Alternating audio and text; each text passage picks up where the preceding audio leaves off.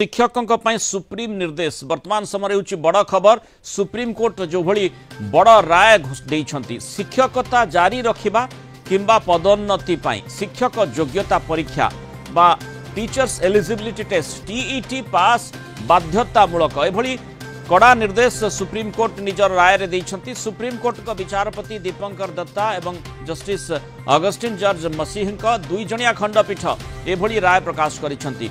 जो शिक्षकंकर अवसर ग्रहण पाई 5 वर्ष बा तदुर्ध्व समय बाकी रही सेमानकु मध्य चाकरी जारी रखिबा पाई टीईटी रे उत्तीर्ण हेबा बाध्यतामूलक करा जायछि।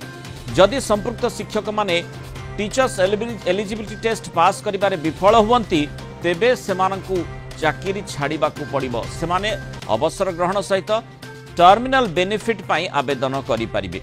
सुप्रीम कोर्ट का ई राय द्वारा हजार हजार शिक्षक प्रभावित हेबे। तेबे संख्यालघु शिक्षानुष्ठान गुड़िक पाई एही नियम लागू हेबो किंबा नाही से नहीं बृहत्तर बेंच को मामला को उल्लेख करा जायछि। राजस्थान सरकार का नियम विरोध में दायर एक मामला रे सुप्रीम कोर्ट एभली गुरुत्वपूर्ण राय देइछंती। 2018 रे राजस्थान सरकार शिक्षक मानक पाई टीईटी पास बाध्यतामूलक करथिले। या विरोध में बहु शिक्षक एवं शिक्षानुष्ठान सुप्रीम कोर्ट रे आवेदन करथिले एवं आज सुप्रीम कोर्टर बड़ राय आसी।